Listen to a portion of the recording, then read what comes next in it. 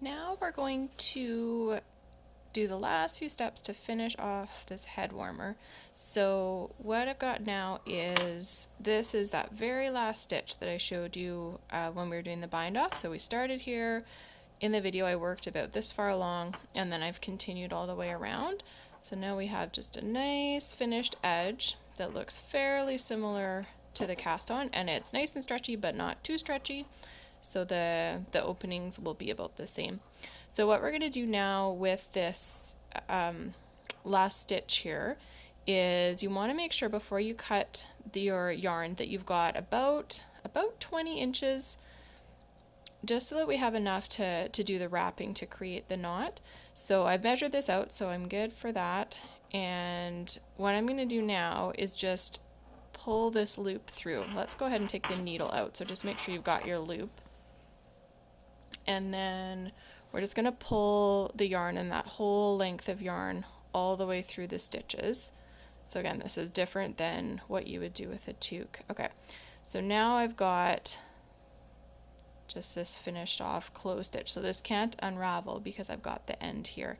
And then something that happens when you're binding off in the round in a circle like this is that we get kind of this weird gap here, kind of a hole, because it's spiraling around, and so now we're actually a little bit higher. So what I like to do is just kind of pick a spot across the gap there and just feed the end through there just to close that up. So just kind of go under the first obvious set of stitches, and then we're just gonna thread the yarn through and then just kind of pull it together. So now that's much better. It just kind of finishes it off. It doesn't matter a whole lot how that looks because it's going to get kind of pulled into the wrapping and the knot anyways, but that should be good. Okay, and then because we've shifted it to the side a little bit, I'm just going to pull it. I'm just going to pick a stitch here, and we're just going to recenter it just so our knot doesn't go crooked.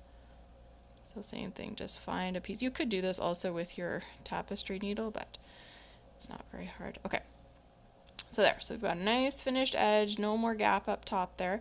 And then what we're going to do with that end is we're going to wrap it around, creating that knot to give it that extra little different look. So yeah, we're just going to wrap it around. You're going to kind of slowly start to cinch it together. And about 2 inches, 1.5 inches, something like that, whatever you think you'd like the look of. And then you can wrap it as many times as you want. If you want it to be really thin, it's totally up to you. I seem to like it to be a little bit thicker, so I'm gonna go around several times here.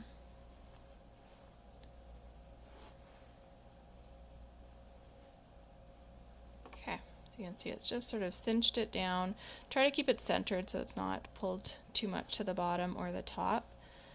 And I think that's pretty good. Okay, so what I'm going to do now, we've got our end. This is our cast on end, so this was from the very start.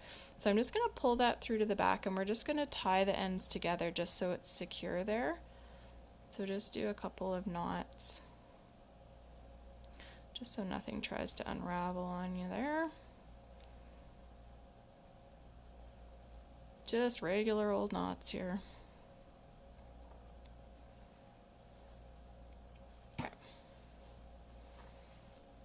Okay, so just make sure you're sort of happy with that, how it looks. And then all you need to do from there is, I would sort of just tuck this around. It's on the inside anyways, but just kind of get that out of sight. And then the last thing you need to do is just sew in these ends. So there's another video for that, but you're just going to use your tapestry needle to just kind of secure the ends in, tuck them away. You don't need to do a whole lot because we've already wrapped it and tied it, so it's pretty secure, but that will just finish it all off. And then it'll be all set.